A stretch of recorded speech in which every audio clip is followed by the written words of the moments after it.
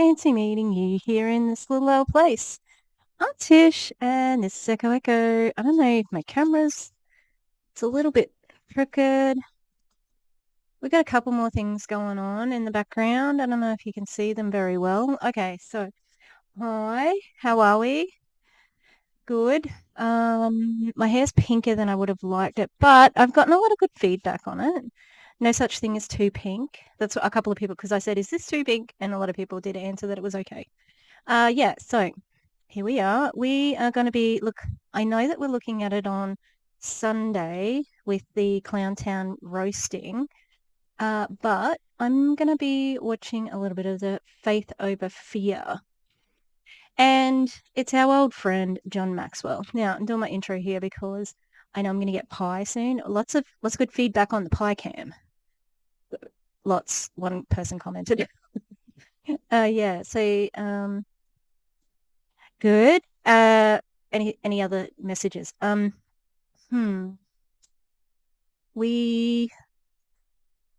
I don't know how. Thank you for the love on the Claude video. She is awful. She's just so awful. I don't know why she hates fat people so much, but she does. Yeah, so that was good. The artwork that we've got happening here, this is like, it's a theater timeline that's going to go in my classroom. So we've got ancient Egypt here, then we've got ancient China, and then we're moving on to, anyone want to guess what's next? It's one of the major ones. Greek. And we're going to have like the happy and the sad mask, which stands for comedy and tragedy. Did you know that? It's really obvious. Oh, also, did you enjoy the new Halloween intro? Look, I know my intro is a bop normally, but I didn't know how to Halloween it. So I just got a new one. Anyway, we are looking at John Maxwell. John Maxwell he's an MLM coach of sorts. He's not like a normal coach. He's huge. He's the king of kings of grifters. He very much likes money and he talks about it a lot. He is a capitalist. Yeah, he brags. He's all about the money. Now, from what I've heard, what he's doing now, Gus from the Clowntown, of course you know who Gus is. He is in an active chat with Ray Ray, and it's really funny that that Gus can get a reply from Ray from most of the messages that they send. It's bizarre, but Ray Ray once made the statement that he doesn't pay anyone to appear. Now, that might be true. However, the John Maxwell thing, they're doing a year-long coaching course. I don't know what it's going to be like about, if it's to do with faith, but it's 35 grand. And I would say that Ray could probably I bet you he can still make that statement that he doesn't pay anyone, because the way that John Maxwell's going to get paid is in this 35 grand. You know what I mean? Like, so he didn't get paid to speak. He's getting paid for the coaching. That's just my opinion. Anyway, he's very unpleasant and also pretty cocky. The thing that surprised me were the people who were at the damn thing. You know, Megan Desart was there. She's such a good Christian woman. No.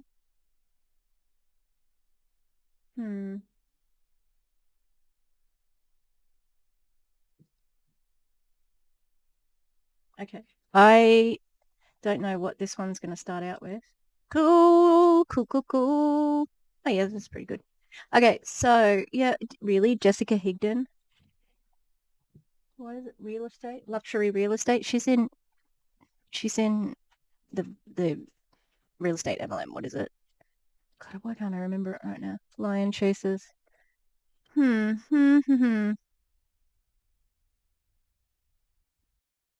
welcome to day 3. Can you even believe it's day 3 already? This is so crazy. It's been so jam-packed the last couple days. It's so true. We're so excited to be here. It's so look at the merch.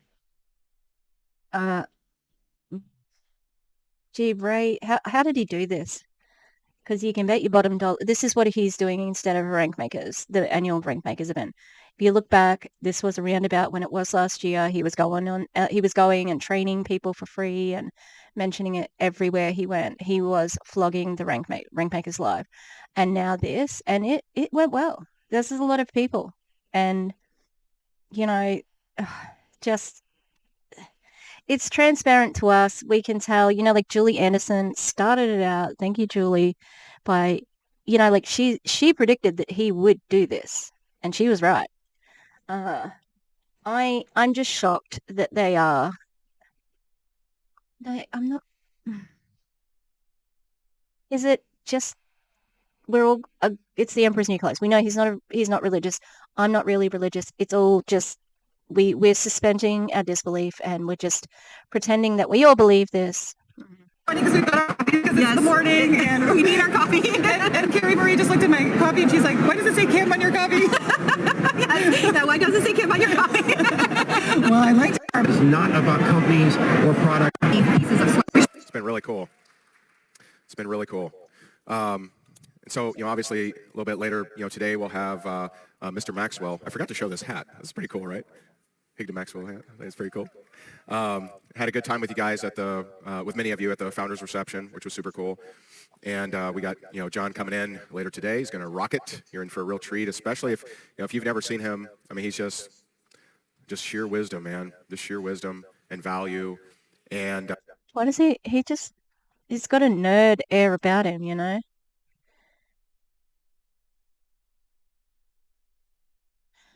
Jessica.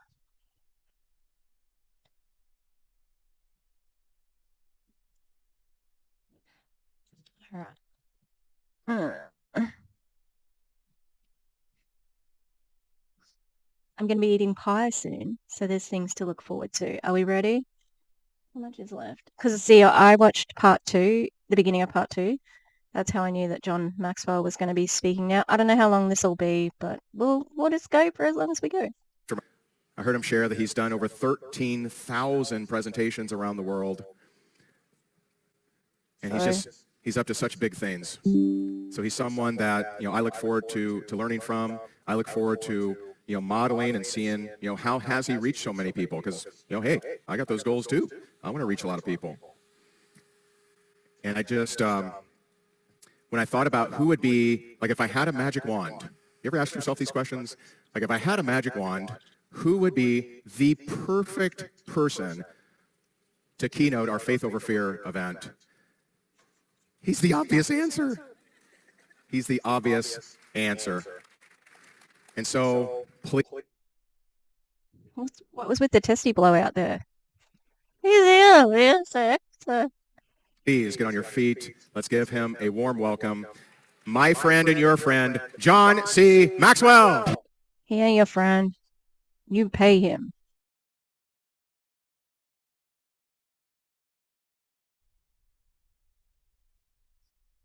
Just sit down.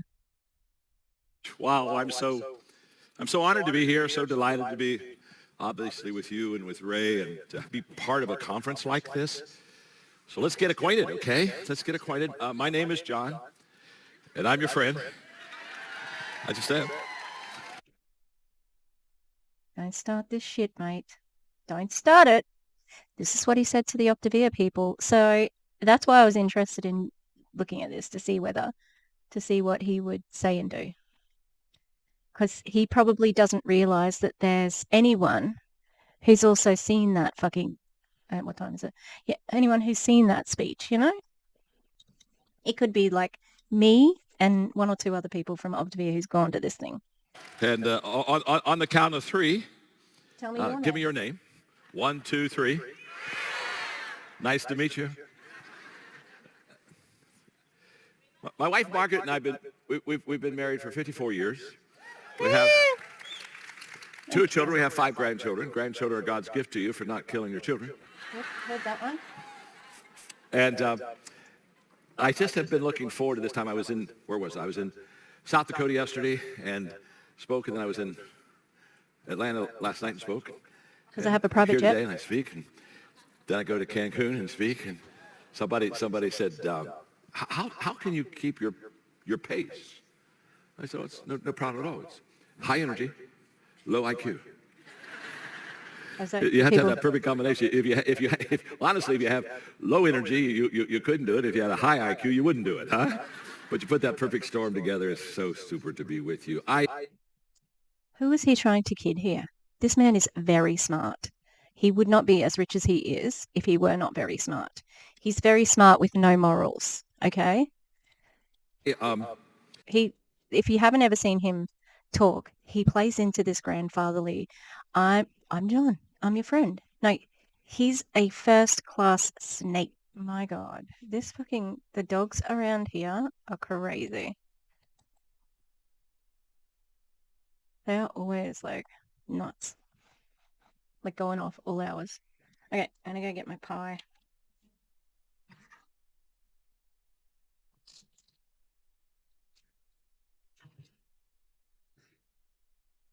It's so good. It's so good. Like, I'm telling you. I've been watching backstage a little bit on your theme on faith over fear. This is not what I'm going to teach on, but I would like to take 3 minutes and just kind of, because I think it's such a great subject, kind of maybe help you with how to have faith over fear. Because what happens in your life and in my life is we have two ongoing emotions constantly, a positive emotion and a negative emotion. And you know, when people tell me that they've gotten rid of all their fear, I honestly doubt that. I just kind of wonder if they're on drugs, you know, or quite, because I have things that I hesitate about. I have things that I'm uncertain about. So I don't think it's a removal of fear in your life that makes you launch out with great faith, or as we just got heard beautifully about triggering and transformation. I don't think, well, let me just speak personally. I have two emotions, faith and fear. Now, I will respond to the most dominant of the two emotions.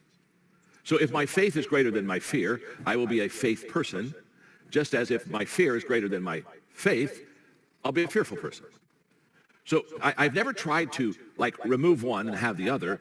I've just tried to increase one and decrease the other. And this will make perfect sense to you because, stay right with me.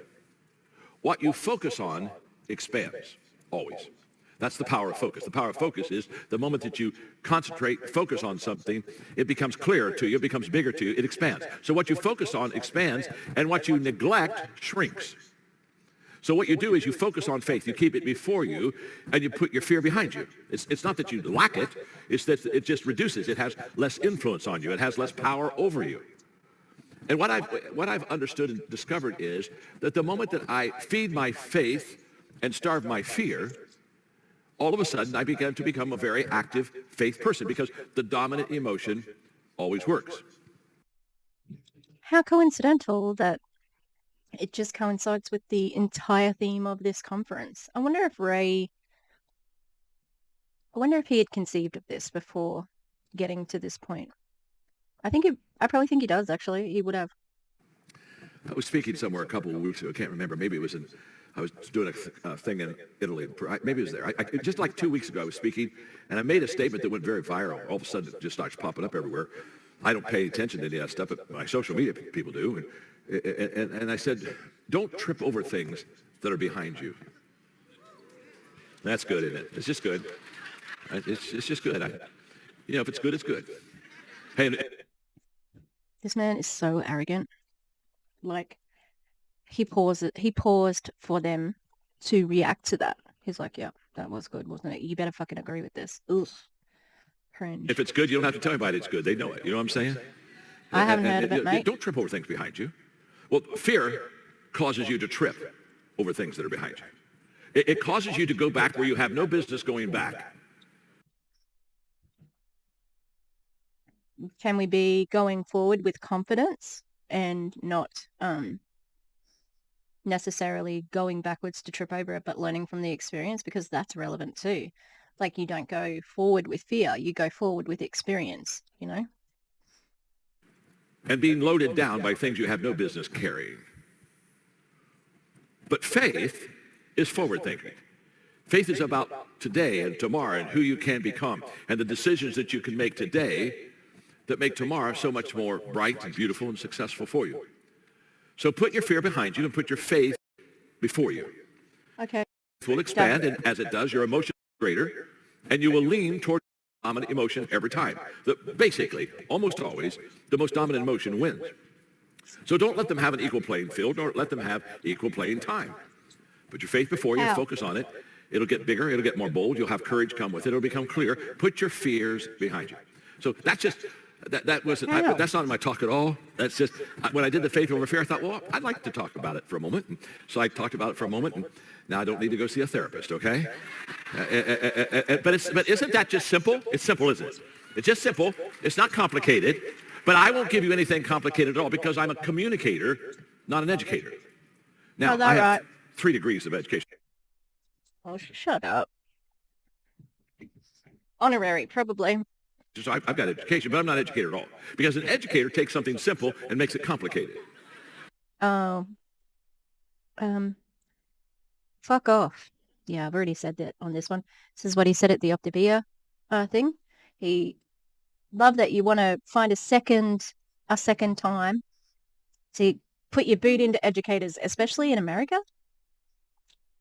Being an educator in America, you can get killed every day. You have to do active school shooter like drills. That's what the word I'm after. Are you kidding? And I'd like to see you try to get, any class that they have to write an essay on Shakespeare, and there, some people have a learning level of year 3 or whatever, I have to simplify things all the time because that is the nature of teaching. And he simplifies things because he treats everybody like they're very below average intelligence. He talks down to people. I mean, they just do. In fact, if you're not confused, they're not happy.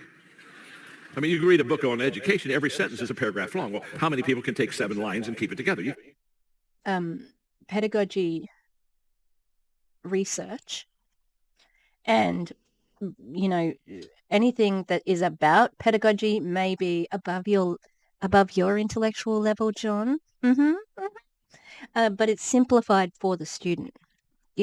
Curriculum like pedagogy and actual teaching in the classroom, we're not using the 7 fucking paragraphs or whatever, 7 sentences. No, it informs our practice. I can't stand this man, and he wants to start on teachers. Fuck him. Yeah. So communicators, they take something simple, make it, or educators take something simple, make it complicated. Communicators take things complicated and make it simple. Are you with me? And I'm a pure communicator. Everything I share with you now, for the next hour and a half or however much time I have, everything I share with you. He knows exactly how much time he has. His time is very precious. It's worth money. Probably he's worked out how much his time is worth to the minute and second. So this is something he will do because he'll get to the end and he'll say, oh, can I do a little more? Can I stay on a little bit more? So then it looks like he's actually doing it out of the kindness of his heart, and he won't be. All right, so we're going to have a counter. Things I heard in the Optavia speech.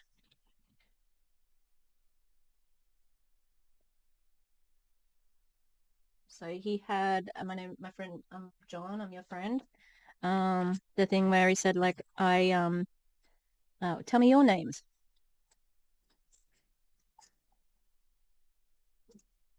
And then the teacher thing. All right, let's keep going. You're going to be able to understand it, and you're going to be able to do it. So I want you to look at your neighbor and say to them, even you can do what John teaches. Go ahead and tell them. Even you. Even you.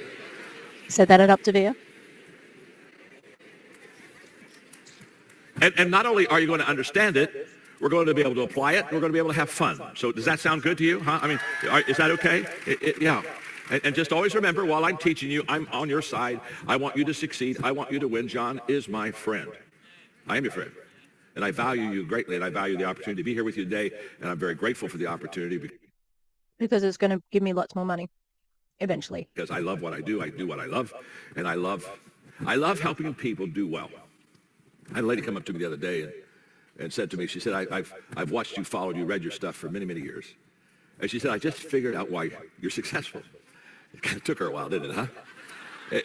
So I smiled. I said, well, good. Help me. You tell me why am I successful? And she said, you're very successful helping people become very successful. And that's exactly what I do. Oh, so she was actually totally right. Also, you don't help people. You rip them off. You help the top people. You're part of the problem. You take money from people who are already hurting. You're a disgusting human. The only reason I'm here today is to lift you, to take you wherever you are. So that I can get money from you.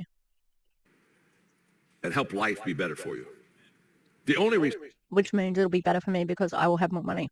I'm here is to mentor you and teach you and allow you to grab principles, concepts, ideas that you can apply to your life, that you can walk out of here and say, my business is about to get better.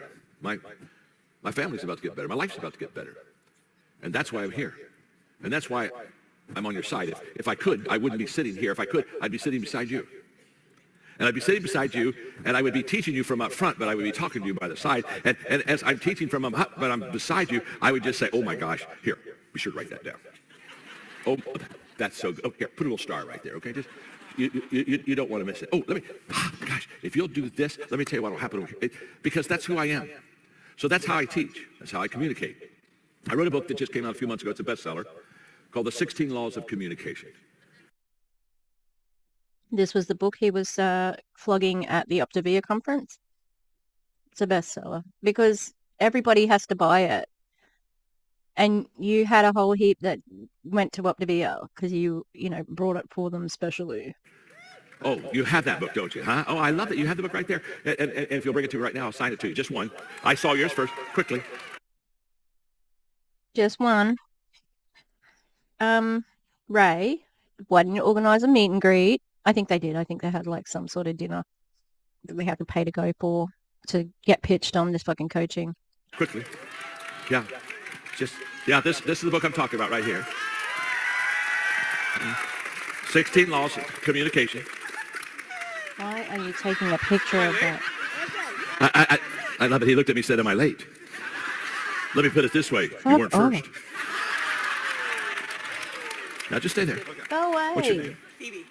No, O. P-H. Get that fucking joker away. Fuck P-H-E-B-E. that guy right off. Like he thought he's gonna... You Oh, you know what? Now's my time. I'm gonna come and be...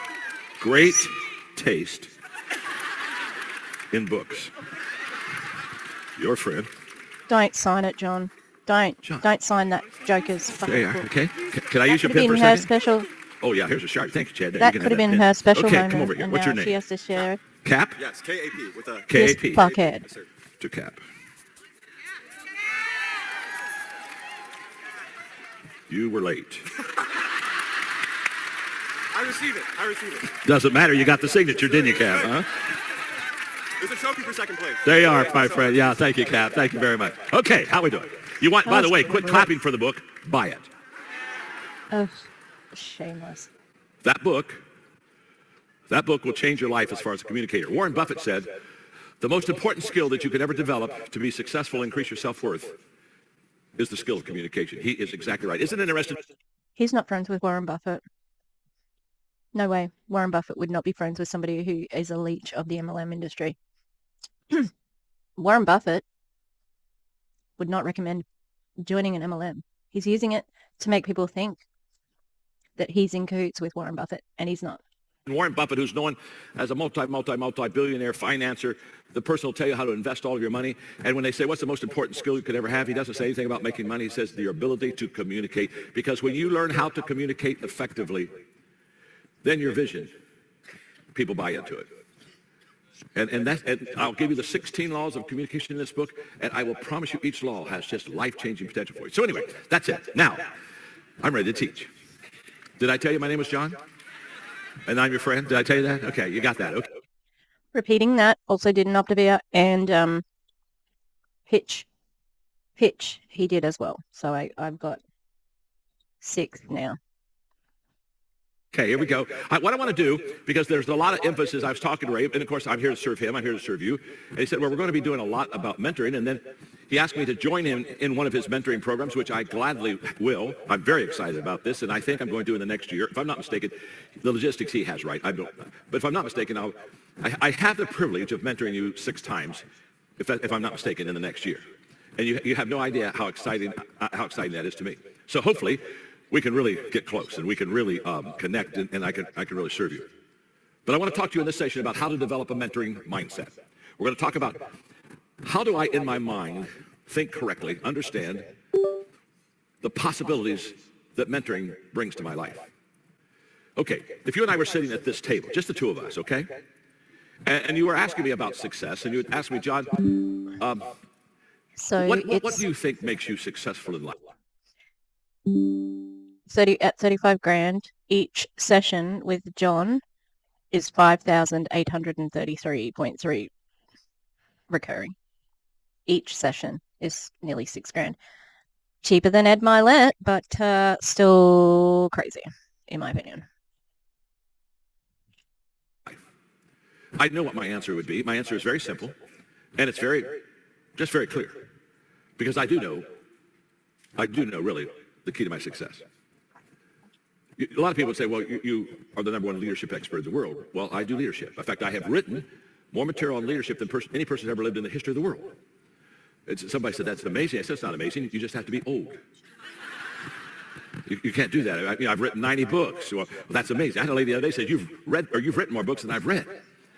And it's amazing. Well, no, that's not amazing. If I'm 76. I mean, just do them. You got to be old to do these things, okay?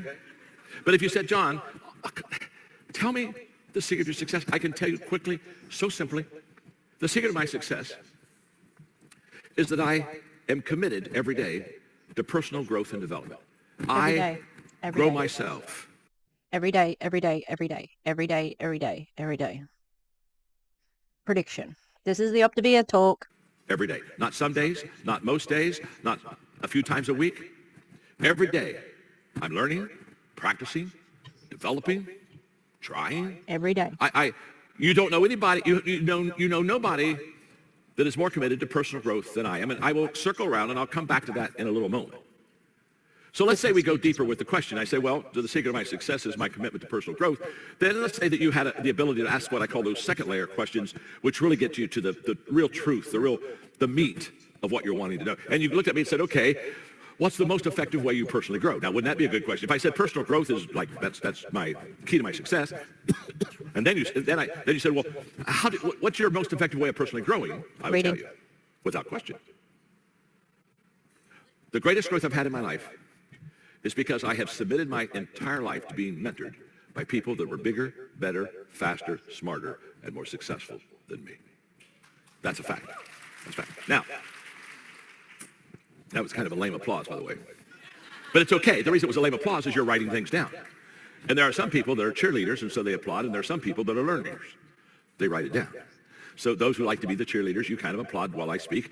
And then you guys that write it down, and ladies, you be the learners. And then after they're done clapping, you can hand your notes to the cheerleader and say, I know it was worthless what you just did there, but here, you can write this down, and I'm going to help.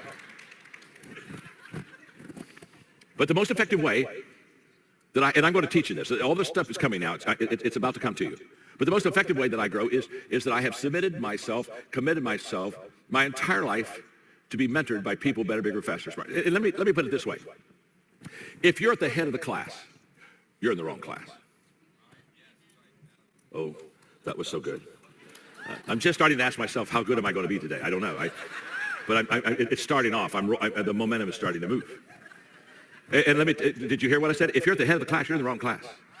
Because when you're at the head of class, you're not learning. You're telling everybody how good you are, what you've done, the principles you've learned. You're doing all the teaching. You're doing all the talking. You don't learn when you talk. Ring, ring. Yeah, g'day. It's me. It's the pot. Is this the kettle? Oh, the kettle's not there. Oh, can you pass on a message? Where is the kettle? On their private jet. Everybody's got a private jet, apparently. Is the kettle like a jerk about the private jet? Like always mentions how good they are? Okay, well, pass on. So John Maxwell, yeah, he does suck. He was saying how You shouldn't be at the head of the class because you talk so much and you brag and stuff like that. But that's what he's been doing for this entire speech. I think the kettle might be on board for this one. Okay, well, just pass it. I'm calling the kettle black, okay? All right, thank you. Oh, yeah, just say I will order 2 apricot pies for their child's pie drive. Okay, thanks, bye. So I have purposely all of my life put myself in situations with people that just know so much more than me. And I don't know. I've been in times when I'm at the bottom of the class. A lot of times I'm somewhere in the middle of the class. But I know one thing: I'm not near the top, because the people at the top, I'm listening to them. I'm letting them mentor me. I'm asking them questions because what happens is when you ask somebody a question that has already successfully done it, they will very quickly give you the answer. You don't have to grope and search for answers. It's almost like they just help you grow at a faster pace. And so the great tool that I have in personal growth is I'm mentored all the time by people. And then if you would ask me, what's the most effective way that I grow other people? I would tell you, I mentor them. Now, I don't do a lot of this because of my time constraints. I don't have the opportunity. And so when Ray talked to me, how many times do I have to do this? And but I love him so much. I love what he's doing so much. And I love his new journey incredibly. It's just incredible. And so I looked at him and I just said, you know what? I think I want to jump in on this. I do. So you have to understand, if I'm mentoring this year and I'm in a little, 6-package deal or whatever, that I don't even know all about it, but I just know that I'm going to have 6 sessions with. This is an act. He knows exactly. This man is crafty. He knows exactly what it is, how much he's going to get paid. He would know the 58,333. This is an act to appear that is not the most crafty, snaky, slimy, scummy man ever. And what he saw in Ray was an opportunity, because Ray has influence with the rank makers. With being a coach, he's still got enough influence. I think if this had been another year, John would not be involved, but. Okay? I think, or, I'm going to be with you, okay? But here's what I know. I don't do this for everybody. There's a huge long line. I kind of just pick my spots, and I just had this kind of intuitive thing. I want to pick my spot with you. And so we're going to have fun. But now let me just really kind of help you understand the power of mentoring and why you have to have a mindset for it. I've had many people mentor me, and you have to be old to know this person. But Peter Drucker, who was in the 70s, 80s, 90s, was the number one management consultant in the world. And he liked me, and he put me under his wings, and he mentored me. And I was with a small group of about, I think there were maybe a dozen of us that spent 3 weeks with him up in Claremont, California. And it was all day. Sitting at his feet, listening to him, writing his principles out, asking questions. And then on the very last, when he came to wrap it up, he said, gentlemen, I want you to know that if anything you caught from me, what you need to do is you need to make a commitment to being mentored by others that are better than you, and by mentoring others that you can help show the way. He said, I want you to leave a legacy. And the only way that you can leave a legacy is by pouring yourself into people in an in-depth way where they can not only hear the principles, but where there can hopefully be some kind of Q&A or interaction where you can answer their questions and really help them. And it was life-changing me. And I walked out of there and I said, I'm going to give my life to mentoring. Now, this would have been back in 1984 probably. And I did, and I have, and I still do. Malcolm Gladwell, who's a wonderful friend. Is he? Now, this I need to know, because I know Pushkin podcasts. I think they have Malcolm Gladwell's work. I can't imagine Malcolm Gladwell being a big fan of MLMs. In his book, The Tipping Point, calls mentoring the law of the few. And the law of the few is that what you do is you don't mentor everybody, because you can't, but you go mentor the key people who go ahead and mentor the rest of the people. The way I say it today, as I've developed it, is I add value to leaders who multiply value to others. That's what I do. That's what I'm doing right here in this room. You're leaders. You have people under your influence. You have teams. So there may be, I don't know how many are here, 1,200, 1,500, what, there's a number. But I'm not talking to 1,200 people today. I'm talking to thousands and thousands and thousands of people, because I'm talking to you. And what will happen is if I can add value to you, and if you can pull out some of these principles, you're going to turn around and you're going to add value to other people. And it's going to be absolute. It multiplies. See, I live in a compounding, multiplication, intentional world. And that intentional world is, I want to talk to you because you influence a whole bunch of people. I don't need to talk to a whole bunch of people. I just need to talk to the people that influence other people. I wish I had time. I don't. I wish I had time to talk about some of our companies and what we're doing internationally, which is literally, we're literally going in small groups and... I don't know what this is on my shirt. A mess.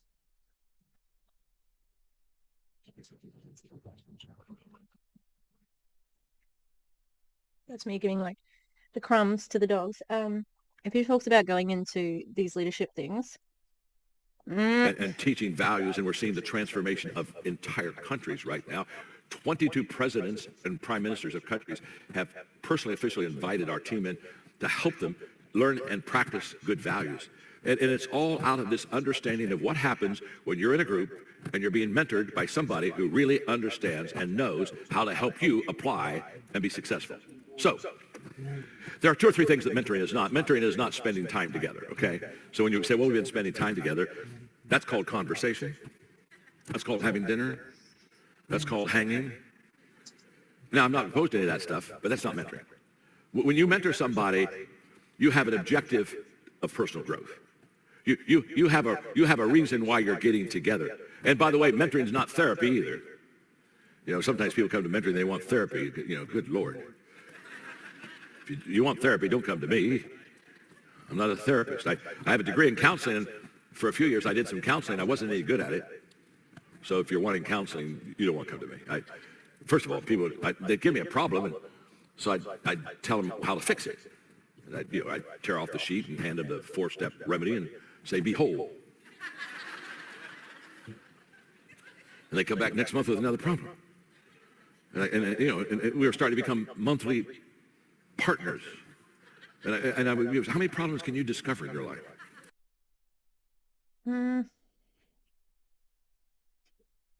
Without diagnosing you not having the empathy is quite unusual for being in that position. Let's just say that, hey?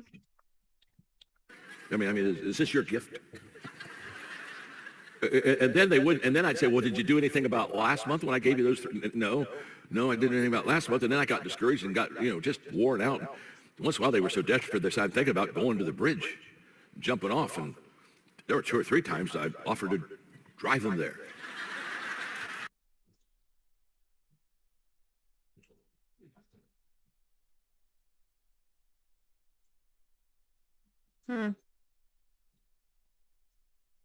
Didn't expect to have a random trigger, like I'm talking about suicide just then.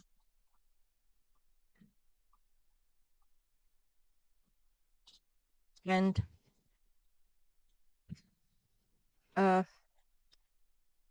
saying you want to take him there, that's really fucking bad. Yep. Yeah. What a fuckhead. I said, can I give you a lift? You know what I mean? Can I give you a lift? And that's a stupid thing, because if I did, by the time I got to the bridge, I'd say, could I join you? You know what I'm saying? Could we hold hands? Could we jump together? You're so much fun.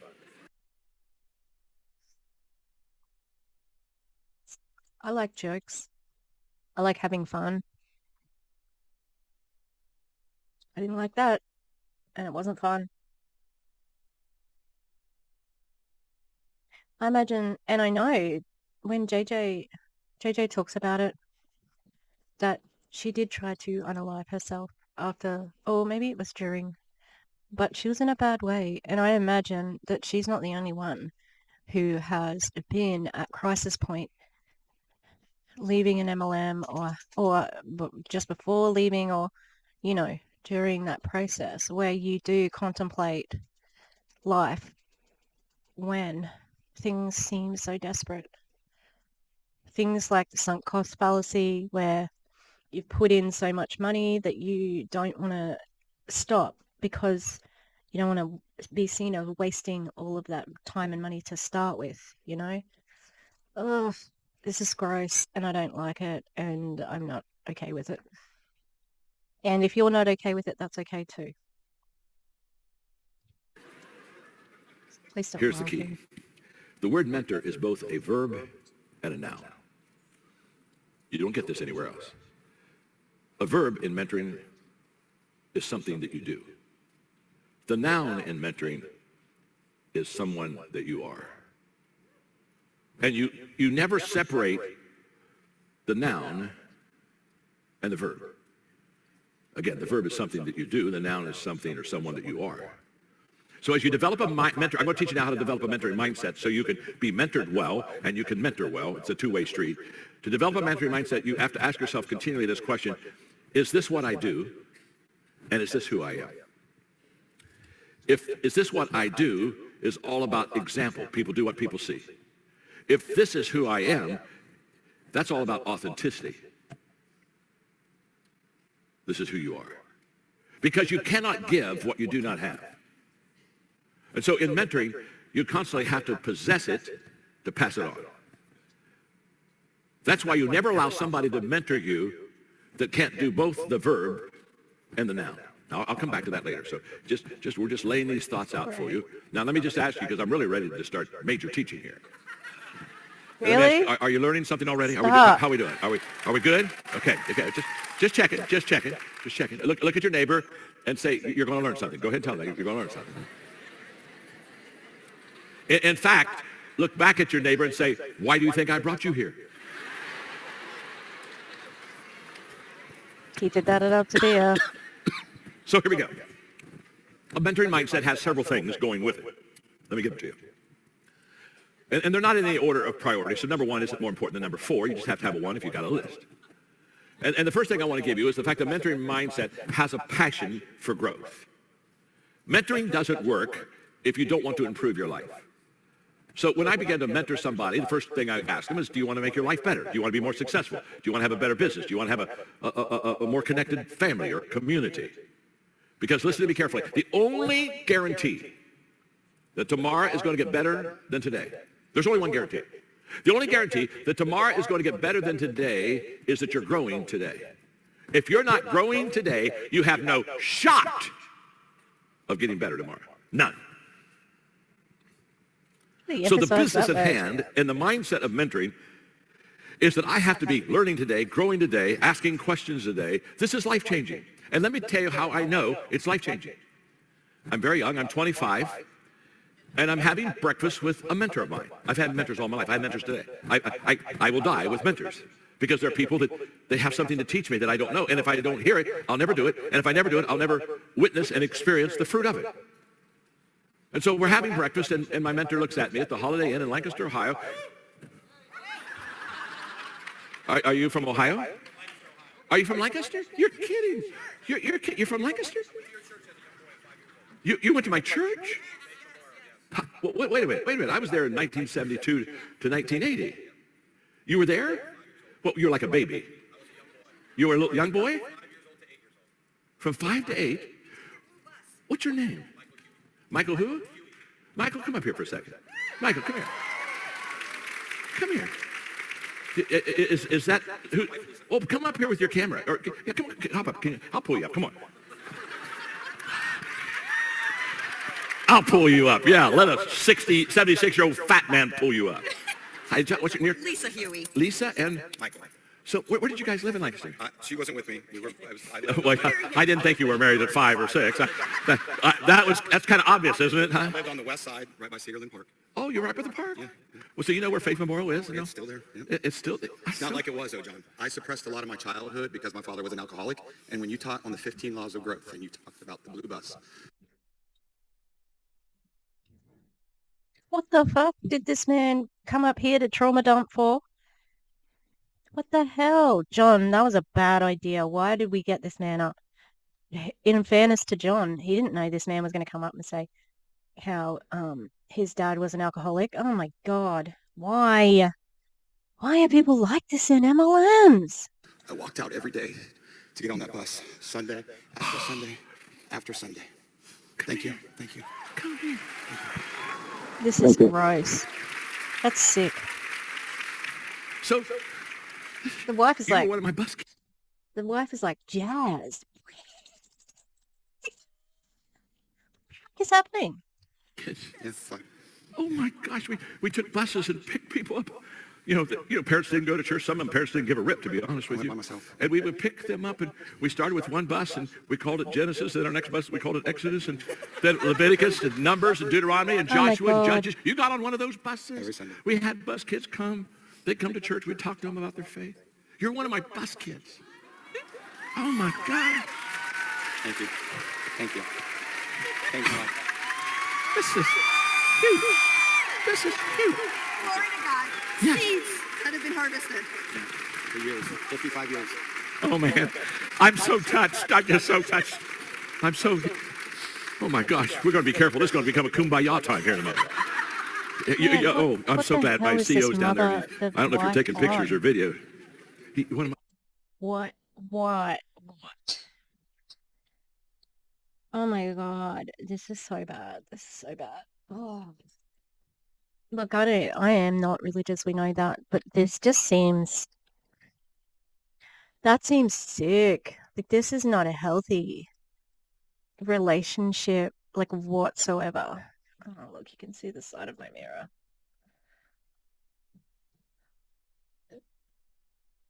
And how predatory.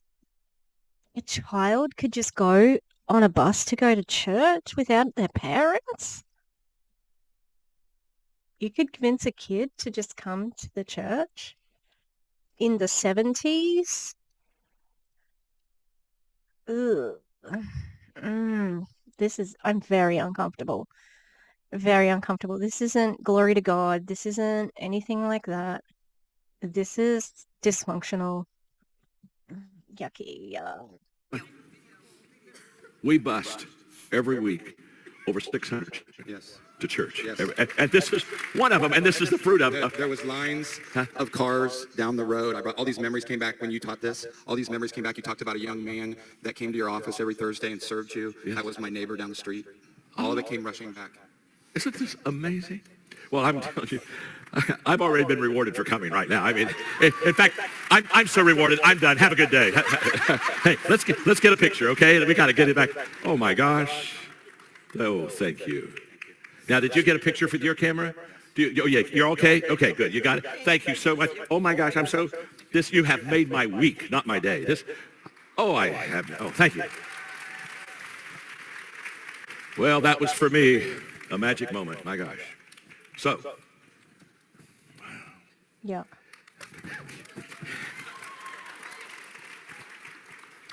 I don't know. The teaching may be ruined now. You may say it was going so well. Let me just say this. When you do the right thing for the right reason and add value to people, you never have any idea until you have a moment like this, the return that you get. And you gave me that return. Today, you showed me that return, and it's fantastic. Okay, let's see if I get my act together here. So I'm at the Holiday Inn. You know exactly where? I'm at the Holiday Inn. That's where the story was going so good. Then this man interrupted everything. I was at the Holiday Inn, and Kurt Kattmeyer, my mentor, looked at me and he said, "John, do you have a plan for personal growth?" And I had none. Not only did I have none, it never entered my mind. I was 25. Nobody ever asked me that question. I never even thought I was supposed to have a plan for growth. Nobody ever said that to me. And I looked at him and I said, well, no. And then he said something that just changed my life. He said, John, growth isn't automatic. You don't automatically get better. He said, you automatically get older. And you don't want to get older without getting better. That breakfast conversation would be one of the 5 major pivotal points of my life. I began to go to my friends, and then I began to ask them, do you have a plan for growth? I would suppose for the next 6 months, I asked 300 people, do you have a personal plan for growth? I found that no one had one. And all of a sudden, I began to understand the big miss in people's lives, that they don't have an intentional plan for growth in their life.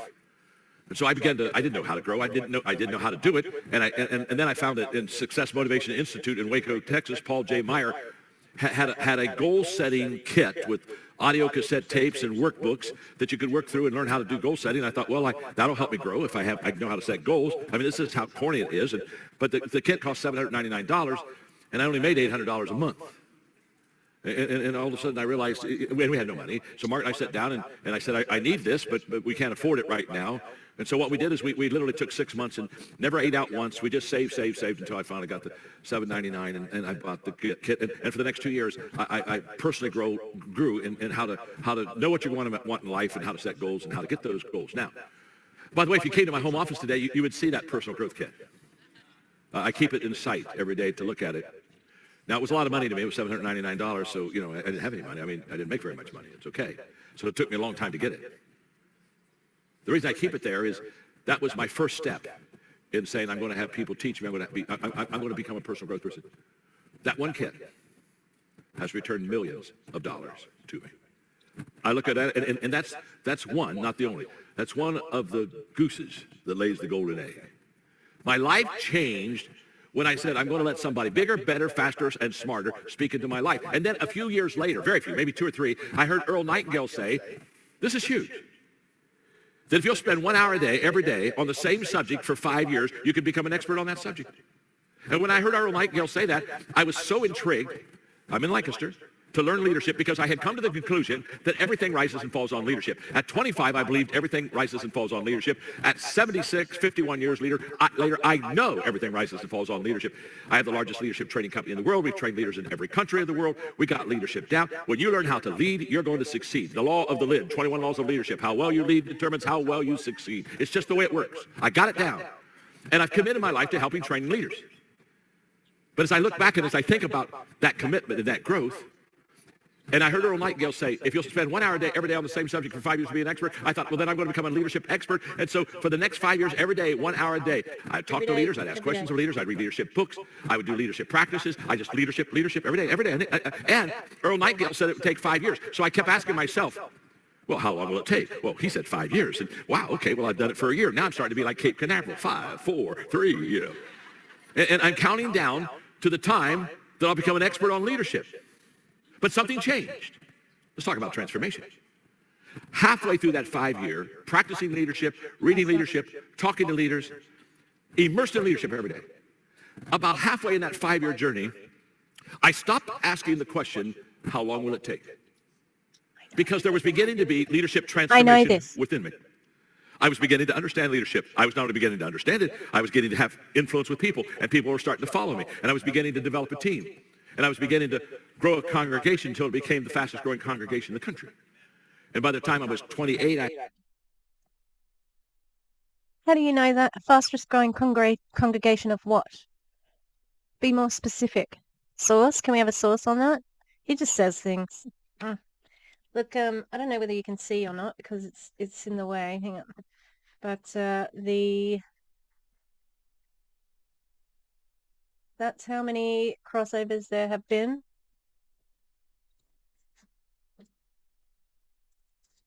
Things that he has done or said at the Optavia thing, we're up to 19. Yeah, real original. Really worth all that money. I had the 10th largest church in the country. And I'm growing, and and I watch it. What happens? You see, when you start off in your mentorship journey, the stuff that you're learning doesn't show up, it gets stored up. It has to be stored up before it can show up. And while it's storing up, I'm saying, well, how long will it take? How long will it take? About 2.5 years from now, all of the water in the well is full now, and all of a sudden it's starting to show up, and all of us, people are following me, and my congregation is growing, and I'm beginning to travel internationally and speak, so, hey, I went from asking the question, how long will it take? Oh, don't miss this one. My name's John. I'm your friend. I stopped asking the question, how long will it take? And I started asking the question, how far can I go? How far can I go? Let me tell you something. That's what happens when you're in personal growth and you're being mentored. In the beginning, it's a program. 12 months, 16 months, I don't know. It's a kit. How long will it take? When will I get through? I wonder when I'll be finished. In the beginning, you're counting time. But about halfway through it, you begin to be a person that you've never been before. In fact, if you are really personally growing, there are sometimes a year later, I have to introduce myself to myself. I just have to say, hey, John, have you met the new John? Well, oh my gosh, nice to meet you. I didn't recognize you. Of course I did. You didn't recognize me. You've been growing for a year and you've been learning for a year. And oh my gosh, you look so good. Where have you been? Well, I've been mentored. I've been growing. I've been developing. I'm not the same person. By the way, I've never been mentored again and asked how long is it going to take or how much is it going to cost. Wrong questions. The only question you need to ask. Oh, did you hear him sneak that in?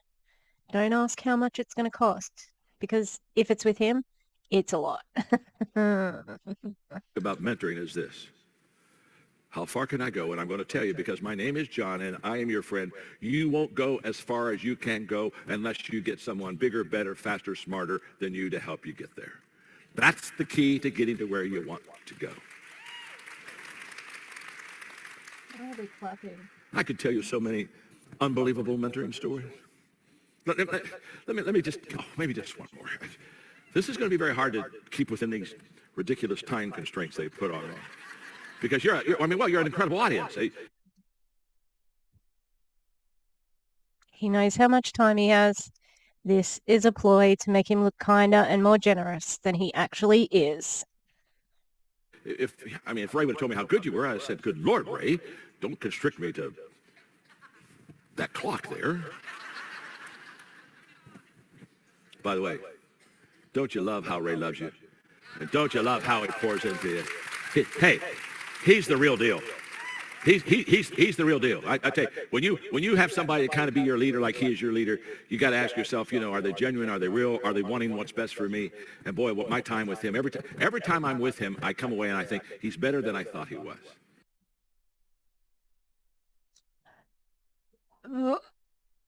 That makes me want to puke so much.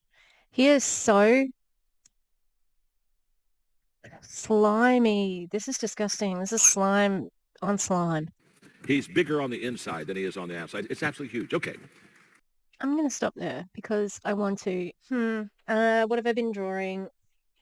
All I've done really is the scarab beetle and the pyramid. I haven't done much at all. This guy, wow, he's the king of the grifters. He loves a name drop. He has 20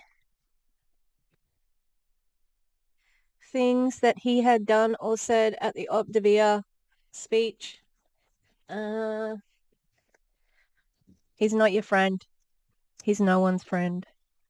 He's his bank's friend. He's his money's friend. That's it. This man thinks Ray Higdon is the real deal. That gives you a measure of who he is as a person. It just, everything I get from him, it just gets worse and worse. He's gross. And I think that there should be a spotlight on him because he's the one saying, dropping all these names and I am the number one leadership, blah, blah, blah, and I am this, and we're going into countries and I've got this happening. You're an MLM shill. And it's disgusting. He's not a kind grandfatherly type guy with his little people power. He knows exactly what he's doing. He's cunning. And thinks it's suicide's hilarious. All right, I'm going to leave it there, everybody. Ugh. What else do I need to do? I need to get back into the Enagic people. If you made it this far, thank you very much. I know that there's a bit of chitter-chatter about Jessie Lee. I think the expectation for people to make videos is weird. We made videos, and I'm speaking for myself here. I made videos about her doing the wrong thing with MLMs. I didn't like her boot camp because she was trying to sell her coaching, and she was selling a program that was just the same information, like it wasn't anything new. And I didn't like her VIP, like all of that whole thing, that what's it called, the boot camp. The whole thing was just so shady, and taking advantage of people further. And then before that, I didn't like what she was sort of like with her packing trials and, being anti-Semitic and all that sort of stuff. The videos I made about her were calling out her poor behavior and her irresponsible, like what she did with her influence of being irresponsible with her pseudoscience and so on, because she had influence as the #1 network marketer in the world, etc., etc. And calling out Ed Milet, who, oh no, what was that?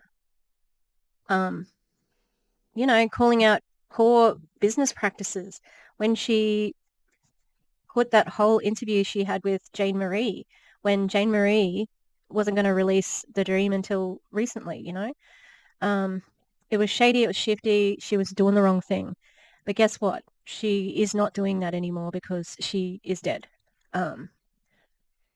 And yeah, there's people who are taking advantage of, or I wouldn't say taking advantage of, but they are definitely using her death in a shitty way. Like I said, like my life has not changed as a result of her dying.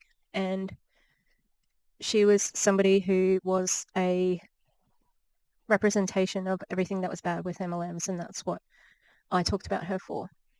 However, there were people who loved her, and those people deserve a little bit of a reprieve. But if people are going to be talking about it and using her story or whatever to sell their MLM shit, to sell their coaching, to sell whatever, I'm probably going to be talking about it again, Ed Milet I already had a TikTok that's done pretty good where he was talking about, like she called me dad. You charged her $35,000 an hour for that. All right. So that's really fucked that you're going to now, you took advantage of her in life and now you're taking advantage of her in death. Disgusting. Like even though she's not a very good person, wasn't a very good person, doesn't mean that I can't call out him being shit as well, The other thing too that I'm aware is happening is that some people are saying that she beat cancer and she died of the kidney sepsis in the kidney, and that just isn't true. She might have died something to do with the kidney, but it was from the cancer. Okay, she didn't beat cancer, and the timeline was pretty close to what the doctor actually from MD Anderson had said. Yeah, so I hope that her godchildren are doing well and her dogs are resettled and doing well as well. Yeah. Otherwise, I hope anyone who was under the spell because of Jessie Lee, I know that what can happen in a cult situation like that, some people can snap out of it and they'll be going, holy crap, I should, like, what's happening? I need to leave. And hopefully that does happen for some people. I can understand that there's going to be people who are angry and take it out on somebody who might be an easy target, like an anti-MLMer, because we were calling out the things that were happening. So it'd be easy to blame us and direct anger at us. And, like I've had a few comments on my TikToks and I've just sort of said, like, I'm really sorry. And, like the comments they have made are from really old, like, TikToks. And I'm like, hey, I know she just died, but this is from ages ago. So it's got like nothing to do with her. So yeah, and take it easy on other creators as well. Like, we're all navigating this. It's not something that we've had to sort of work our way through. And I'm not speaking for everyone here. I'm just speaking for people I know. Yeah, like it's complicated, and that's what I've sort of spoken with some of the creators, just saying, like, it's a really complicated process. Having this parasocial relationship in the negative sense and trying to make sense of that, and respecting the people who loved her, even though she was not a very good person. So based on, the things that we know that she shared that have been exposed about her, things like that. So yeah, it's complicated. Be kind. And it's something also that is pretty personal, We don't have to share I don't have to share, no one has to share their process. And demanding somebody do something it's pretty entitled. And I would just say, like, think about where that comes from yourself, because if people wanted to make videos about it, they already would have, But in saying that, it's only been a week and a half, It's fresh and everybody's navigating their way through it. So be kind, be erring on the side of kindness rather than criticism is what I can say. Nobody's gatekeeping, nobody's telling anybody else how to deal with it. And, we're all just getting through it. So, yeah, please be kind. And, the thing with Jessie Lee is she was, infamous. She'll be infamous in MLM circles for a long time, But guess what? There's a heap of people who are like her. For every Jessie Lee that's out in the open, there's probably 20 that are hiding. And that's why I always compare them to cockroaches, because, if you see one cockroach, there's like 20 hiding in the vicinity. And it's the same with MLM leaders. The amount of MLMs there are plenty of people just like her who need to be brought down. And that's what we're here to do, okay? We're here to educate and get the word out. Yeah? Okay, that's the end of my rant. Thank you very much for being here. I would really appreciate it if you like and subscribe. And it's okay also to ask people to like and subscribe, because anyone on YouTube wants to be liked and to have subscribers, okay? All right. I had a lot of things up my ass today, obviously. All right. Have a good one, everybody. Goodbye.